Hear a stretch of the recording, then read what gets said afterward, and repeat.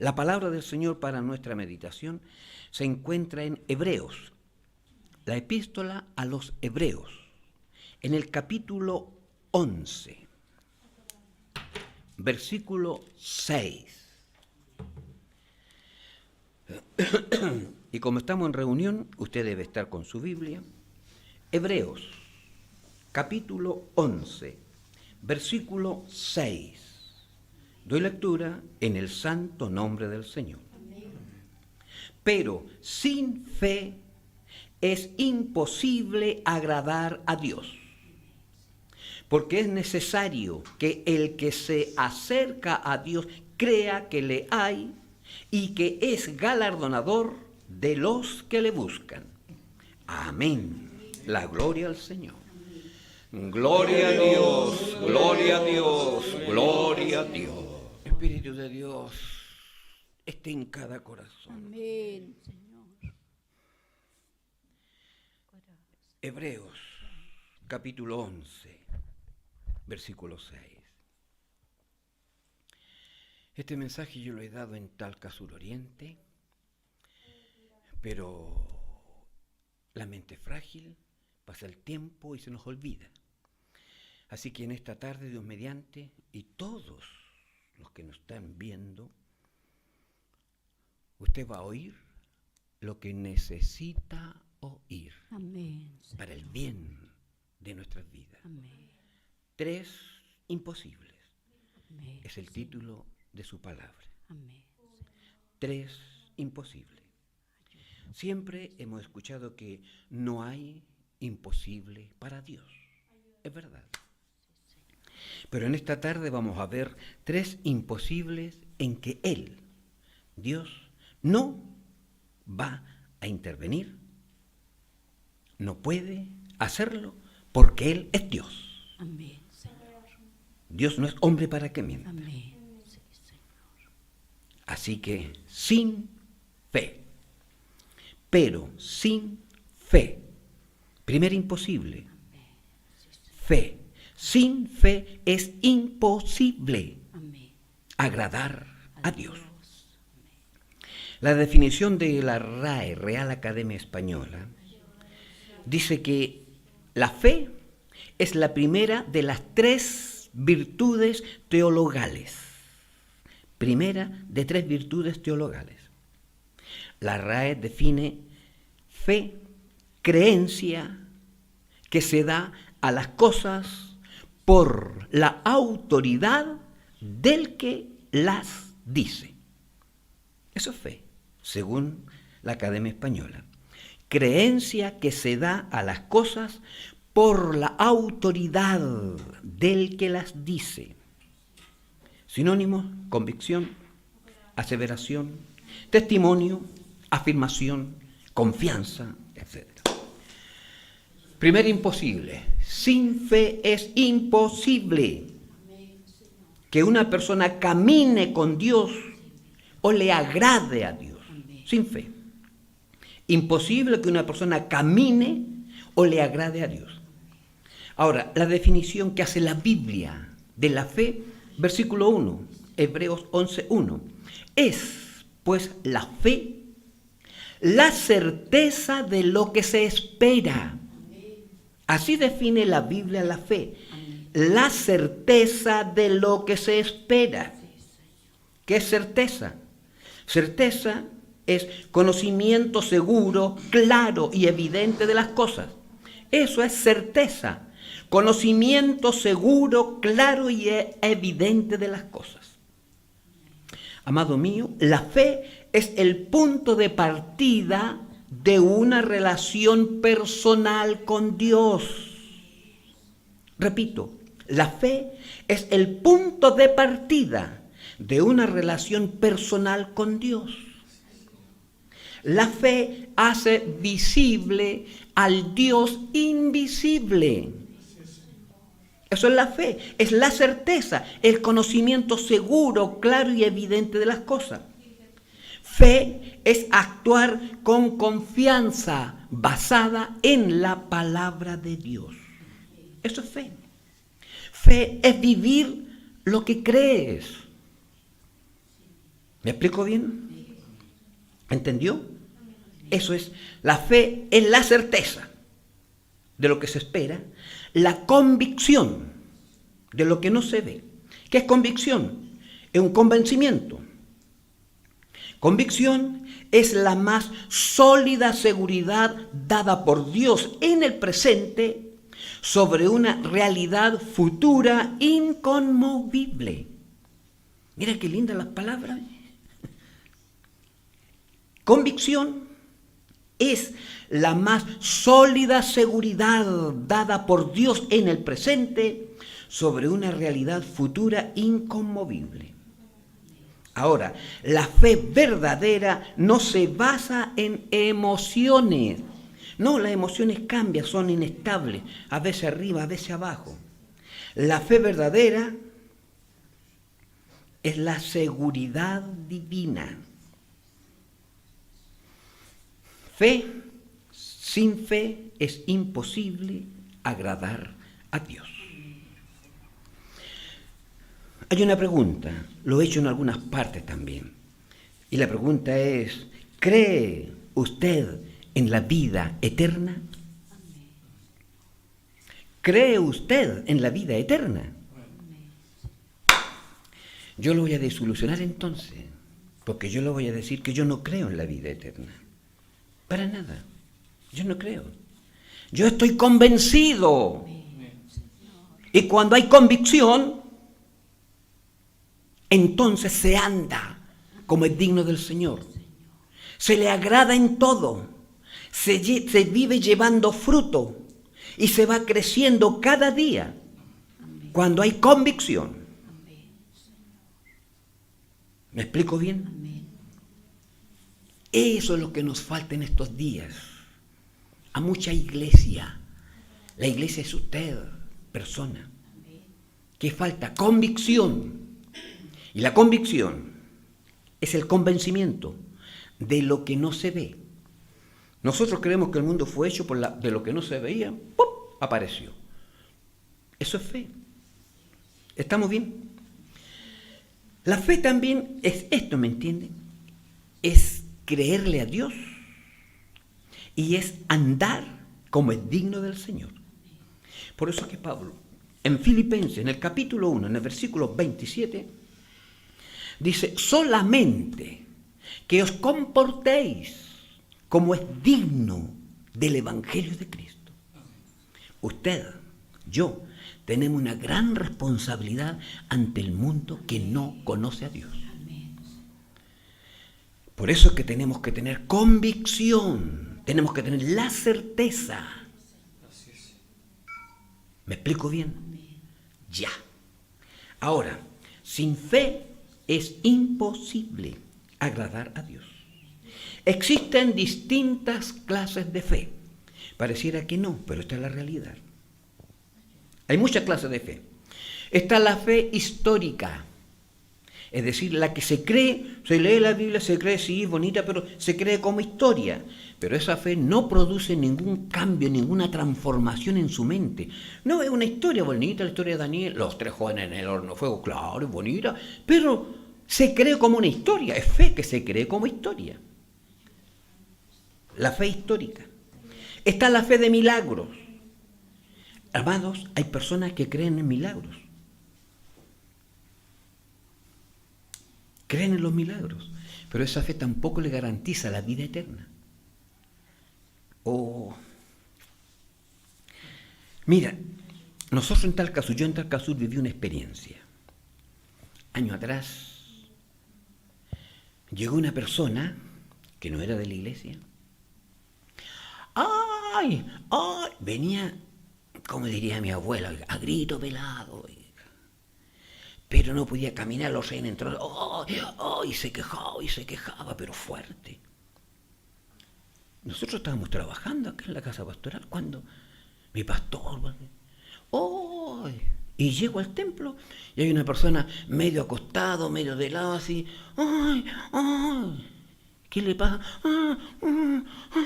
Si no podían hablar, me hacía con que si el tipo tenía fe que podía sanar. No servía a Dios, Entonces nosotros, la misericordia del Señor, oremos hermano, se le dio la unción y el tipo sanó. Pero nunca más volvió a la iglesia. Tenía fe de milagro. Y el Señor obró el milagro, obró la sanidad y no volvió. No sé si fueron 2 o 3 o 4 años. Nuevamente vuelve y llega al templo. Y cuando yo lo vi, lo conocí. Bueno, yo soy como soy nomás. Che, ¿y usted otra vez? Le dije yo. Sí, sí, sí. Hermano, y se le dio la unción y sanó el tipo, sanó y nunca más ha vuelto, hermano. O sea, tiene fe en los milagros, pero la fe de milagros no le garantiza la vida eterna. No le garantiza. No, por favor, no se engañe. Es posible que algún hermano esté sirviendo al Señor porque el Señor obró una sanidad, obró algún milagro, pero por favor póngase en alerta, porque la fe de milagro no le garantiza el reino de los cielos. Está la fe fingida. Esto está en 1 Timoteo 1:5. La fe fingida. Fingen fe. Sí, yo tengo fe. Yo le escuché a mi pastor Miguel. Llegó dice a la calera un joven. Había una niña muy bonita, linda niña, sirviendo al Señor, fiel. El joven puso los ojos en ella y empezó a asistir. Los jóvenes se lo ganaron, compartieron, se le misión. Él empezó a participar. Se comprometió con la niña, servía al Señor. Se casaron, como todos, se casaron. A la semana siguiente, cuando la niña se estaba preparando para ir a la reunión, entonces su esposo dice, ¿y para dónde va a ir? A la reunión, pues mijito, a la reunión, tengo la reunión. No, le dijo, se acabó el canuteo. Dijo, ¿qué? No, yo voy a la iglesia solamente para casarme contigo, así que ahora no, se acabó el tipo fingió la fe para ganarse a la niña. Ojo, por favor, señorita. Por favor, joven. La fe fingida. La niña, bueno, como creía el Señor, pataleó un poquitito nomás, pero después ya, cuando usted deja de congregarse, se empieza a debilitar y la va ganando el mundo. Y se fue. Y esa persona, con esa fe fingida, sacó a la niña de la iglesia. Así que, ojo, mire que llegan algunos que son lobos rapaces con capa de oveja. Le preguntaron al pastor Manuel Tudesca, mi pastor, ¿y cómo saber cuando hay un lobo y viene con capa de oveja? Es fácil, hermano, le dijo. Usted levanta la piel de oveja y abajo está el lobo. Bonito. La fe fingida. Está la fe temporaria. Esa que es por temporada. Estos son los que andan por impulsos. La fe temporaria es esta, sí, hermano, que a veces hay hermanos que de repente ¡wow!, les llega todo el deseo. Si anda hasta en puntilla, anda por ahí la gloria del Señor. Viven en los cielos. Si hasta la forma de hablar la cambia, les llegó la temporada, el impulso del sentir. Y siente la presencia del Señor. Cualquier cosita que no le gustó, cualquier cosa que no hicieron como él quería, de repente, ¡pum!, se acabó el creyente. Y anda por allá, por donde no anda nadie. Y hermano, que si ni sé si Dios existe o no, ni creo ya. Oiga, esa fe temporaria tampoco produce efecto para salvación. ¿Cómo está usted? Si usted, ¿cómo está? A veces, yo lo explico así. Un vaso, agua y un ya está. Como el ya está ya hace tiempo que pasó. Yo soy de la época del ya está. Oye, una sal de fruta. ¿Ya? Cuando el creyente temporario está con el ánimo puesto en Dios, burbuja. Se pasa la efervescencia, desaparece. Ninguna de esas fe, todas esas fe son muertas, no producen ningún cambio, no producen ninguna transformación, no le garantiza la vida eterna. La fe que yo, que usted necesitamos, es la fe viva. Y esa fe es la que salva. La fe viva. Mira, un profesor en un curso quinto, sexto primario, estaba en su clase y de repente el profesor se sacó la pulsera, el reloj, y le dijo a un alumno, toma, te lo regalo, le dijo, es tuyo. Tómalo, es tuyo. Se lo pasó al otro, toma, te lo regalo, es tuyo. Tómalo y es tuyo. Se lo pasó a otro. Tómalo, te regalo el reloj, te lo regalo, es tuyo. Tómalo, es tuyo.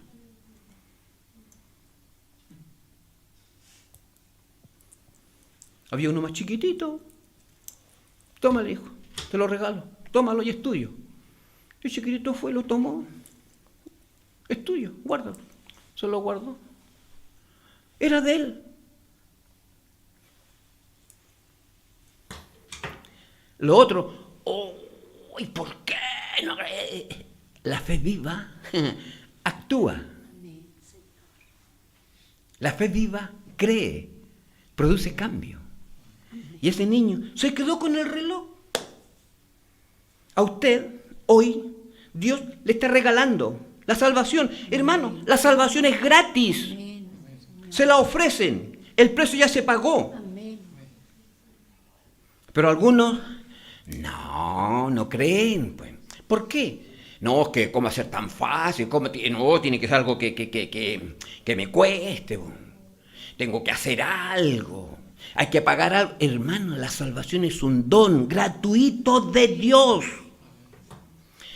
En el Evangelio de Juan, en el capítulo 1, en el versículo 12, la Biblia dice así, a todos los que creen, a los que le reciben, les dio potestad de ser llamados, eso dígalo usted, de ser llamados, se lo están regalando. Mira lo que descubrí hoy día. ¿Quién está interesado en que usted sea salvo? ¿Quién está interesado en que usted llegue al cielo? ¿No es usted?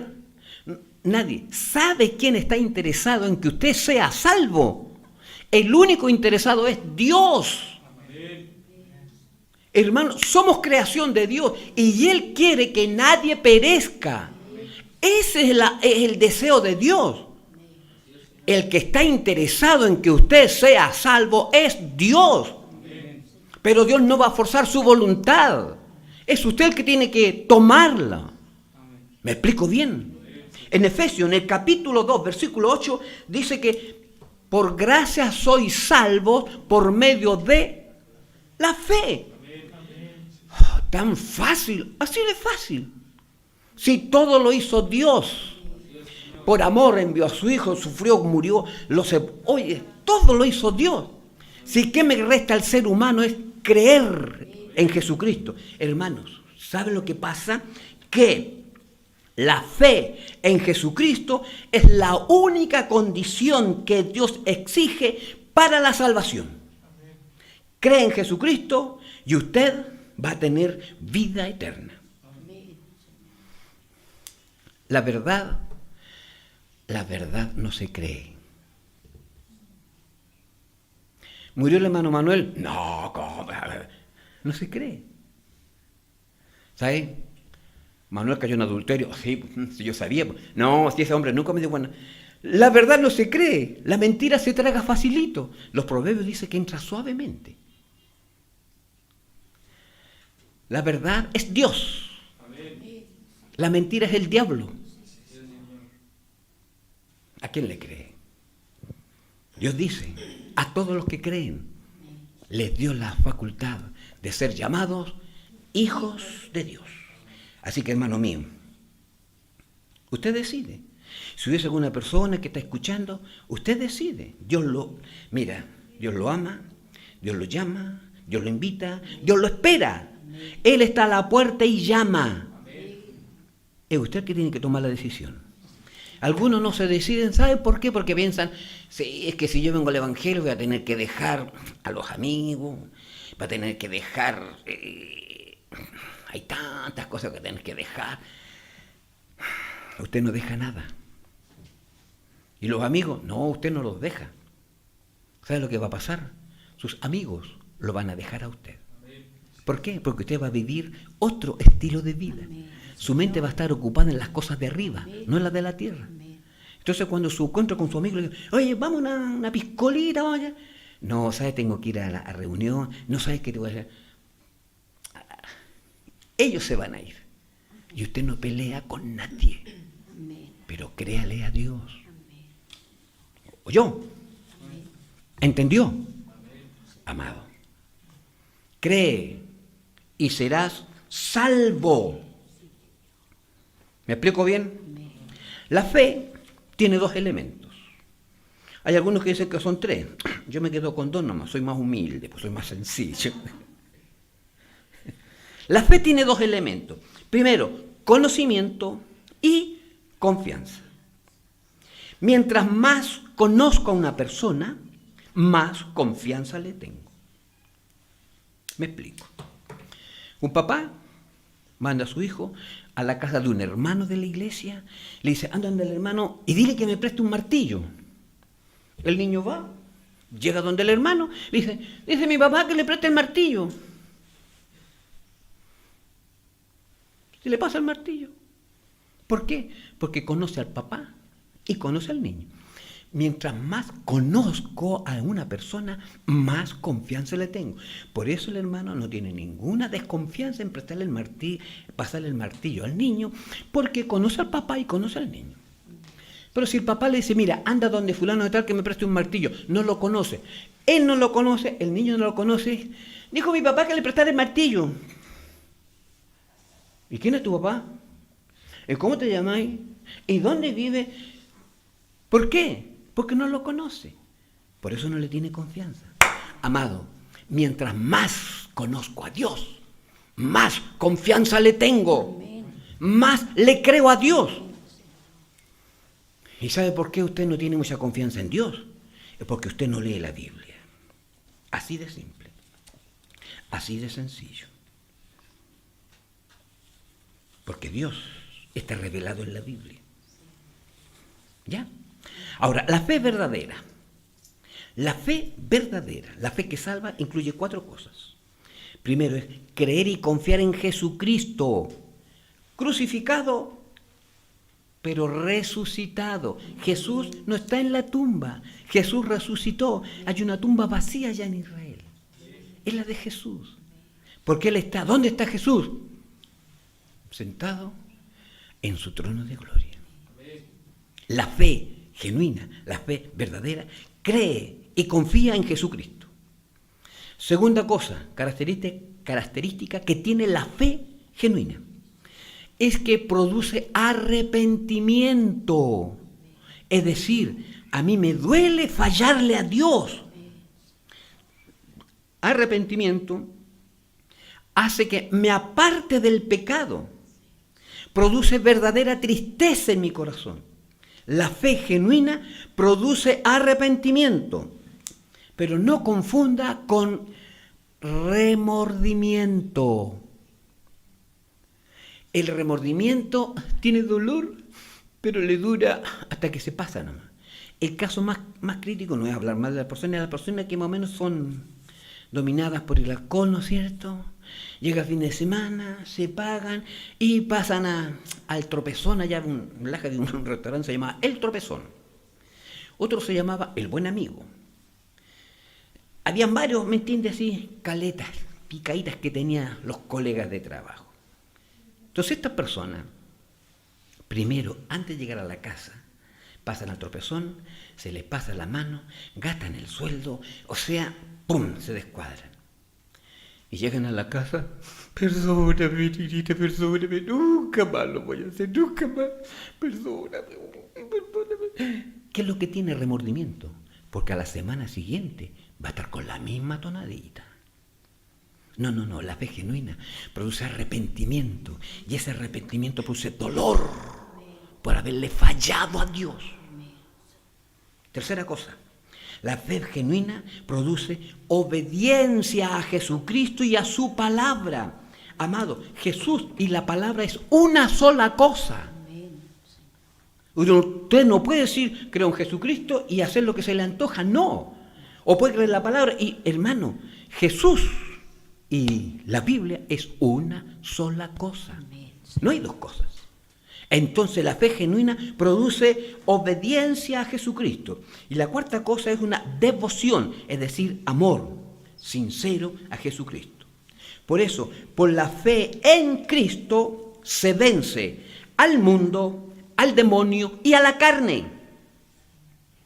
La fe genuina vence al mundo, al demonio y la carne. En Primera de Juan, en el capítulo 5, en el versículo 5 dice así: ¿quién es el que vence al mundo sino el que cree que Jesús es el Hijo de Dios? Verso 4, porque todo lo que es nacido de Dios vence al mundo. Y esta es la victoria que ha vencido al mundo, nuestra fe. Versículo 12, el que tiene al Hijo tiene la vida. El que no tiene al Hijo no tiene la vida. Dios les bendiga. Primer imposible. Sin fe es imposible agradar a Dios. La fe capacita al alma a enfrentar el futuro como presente y lo invisible como lo visto. Por eso es que les digo, yo no creo en la vida eterna. Yo estoy convencido y es mi ánimo y lo he manifestado a la iglesia. Y yo espero llegar un día a su presencia cuando parta del escenario de esta tierra, cuando el paquete de días que el Señor me tiene, que son muchos días, cuando llegue allá y escuchar de sus labios: bien, buen siervo y fiel. Sobre poco fuiste fiel, sobre mucho te pondré. Entra en el gozo de tu Señor. Ahora hay otra situación también que es importante que la aclaremos, es que todo el mundo cree. Si usted le pregunta a cualquier persona, le pregunta a su vecino: ¿cree usted en Dios? Sí, sí creo. ¿Cree en Jesucristo? Sí, sí creo. Todos creen, pero no hay ningún cambio. Siguen amando las cosas del mundo. Bueno, no se moleste, pero la Biblia dice así, en Santiago, dice que el diablo cree, los demonios creen y tiemblan, pero no se convierten. No le estoy diciendo, no. Amado mío, cree en Jesucristo y serás salvo. Punto. No hay nada más que hacer. Primer imposible, pasamos, la fe. Segundo imposible, la sangre. Esto está en Hebreos capítulo 9, en el versículo 22. Hebreos 9, 22. La Biblia dice así, Hebreos 9, 22. Y casi todo es purificado según la ley con sangre. Y sin sangre no se hace remisión. Hermanos, segundo imposible, la sangre. Hay algunas personas que no les gusta para nada la sangre. Se enferman, se desmayan. Por eso que algunos también nos critican a nosotros y nos dicen que nosotros tenemos una religión de matadero. Porque la sangre no es nada de agradable. ¿Ya? Pero le debo decir una cosa, que esa fue la manera, esa fue la forma en que Dios escogió para redimir al hombre. ¿Cuándo empezó esto? ¿Sabe cuándo empezó? En los albores de la historia. Cuando Adán y Eva, le creyeron al diablo, prestaron atención al diablo y enseguida comieron del árbol que Dios les había dicho que no comieran. ¿Qué hicieron ellos? ¡Bum! Se escondieron.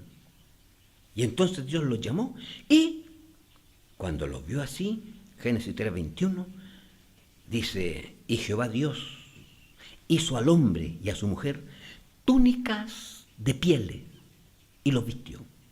Es decir, las primeras muertes físicas deberían haber sido las de Adán y de Eva. Pero Dios ama a la criatura que creó, no quiere que muera lejos de él, y entonces Dios sacrificó a un animalito, o a dos.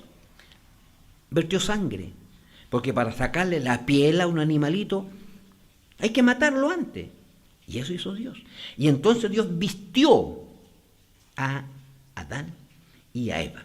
Es decir, esto es la muerte de un sustituto para redimir a los pecadores. Y aquí empieza a correr el hilillo de sangre. Pasamos al capítulo 4, Génesis 4, llega Caín, Abel, los dos con pleno conocimiento, saben las cosas que es de Dios. Ahora llegan a ofrecer sacrificio y Abel trajo cordero, hizo un sacrificio, vertió sangre, y Caín trajo de los productos de la tierra. Agradó a Dios el sacrificio de Abel. ¿Por qué? Porque hubo sangre. Llega Génesis 8, Dios decide exterminar a esa generación.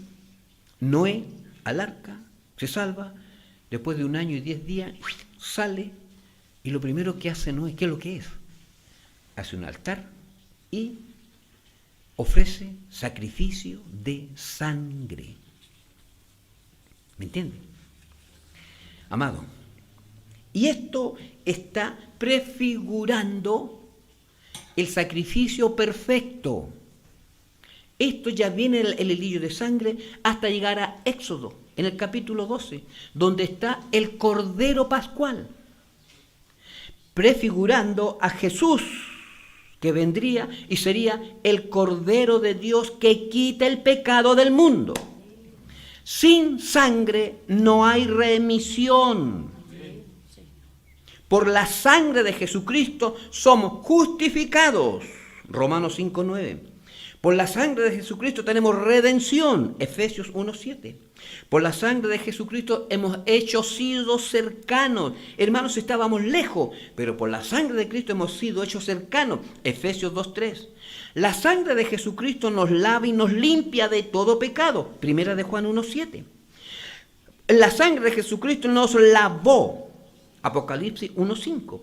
Y por la sangre de Jesucristo somos todos redimidos. Apocalipsis 5:9.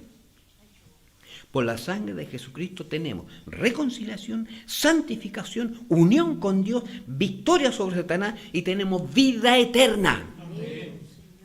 Amado, debe creer y apropiarse de la sangre de Jesucristo. Mira, en Hebreos, en capítulo 9, en el versículo 7, la Biblia dice así. Pero, en la segunda parte, solo el sumo sacerdote, una vez al año, no sin sangre. Sin sangre no hay remisión. No sin sangre, la cual ofrece por sí mismo y por los pecados de ignorancia del pueblo. Versículo 11. Pero, estando ya presente Cristo, sumo sacerdote de los bienes venideros, por el más amplio y más perfecto tabernáculo, no hecho de mano, es decir, no de esta creación, y no por sangre de machos cabríos ni de becerros, sino por su propia sangre, entró una vez para siempre en el lugar santísimo, habiendo obtenido eterna redención. Sin sangre no hay remisión de pecados. Y en el versículo 22, y todo es purificado según la ley con sangre, y sin derramamiento de sangre no se hace remisión. Segundo imposible, sin sangre. Así que usted Si quiere disfrutar de vida eterna, tiene que apropiarse de la sangre de Jesucristo. Ella nos lava y nos limpia de todo pecado. Amén. Primero imposible, la fe. Sin fe, imposible agradar a Dios. Segundo imposible, sin sangre. Sin sangre no hay remisión de pecado. Tercer imposible. ¿Cuál es el tercer imposible? Sin santidad.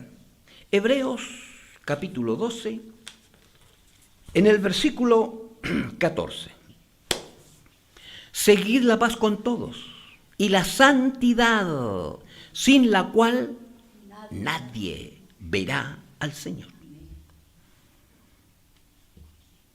Ser santo es ser separado, apartado para Dios. Eso es santo, eso es santidad.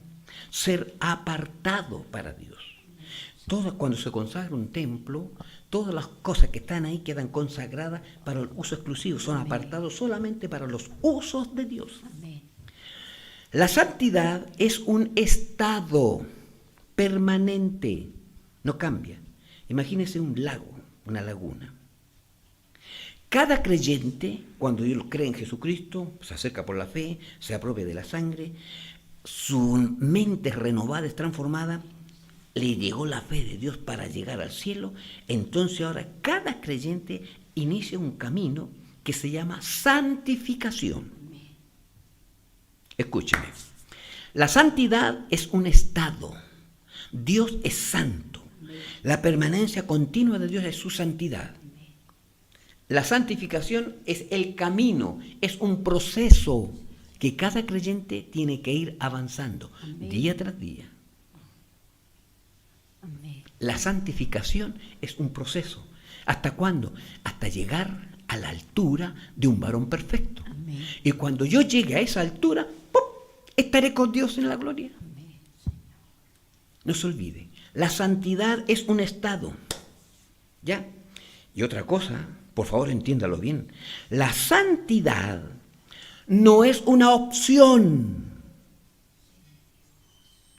La santidad no es opción, no, es un decreto. La Biblia nos dice en 1 Pedro capítulo 1, versículo 15, sino como aquel que os llamó es santo, sed también vosotros santos en toda vuestra manera de vivir. Porque escrito está, sed santos porque yo soy santo. El estado normal, natural de Dios es su santidad. Y sin santidad, a ver, dígalo usted en su hogar, sin santidad, lo sabe de memoria, lo sabemos de memoria. Lo triste es que ni idea de la santidad. Es una palabra tan maltratada, tan mal interpretada. Voy a tratar de explicárselo. Sin santidad, nadie verá al Señor. Se lo grafico de la siguiente manera. El profeta Isaías, el evangelista de la antigüedad, en el capítulo 5, está el profeta lleno de gracia y él está predicando. Y su predicación consiste en, ¡ay de los que juntan casa a casa contra los dueños de propiedades! Avarientos que compraban casa y compraban casa y compraban casa. ¡Ay de los que se levantan de mañana y siguen para seguir la embriaguez! Contra todas las personas buenas para la vida rica. ¡Ay de los que traen iniquidad! Esto es contra los que desafían al Señor. ¡Ay de que a lo malo dice bueno y a lo bueno dice malo! Esto es contra la inversión de valores. Es decir, están cambiando las cosas, están cambiando los valores. Eso es muy común hoy en día. ¡Ay de los sabios en sus propios ojos!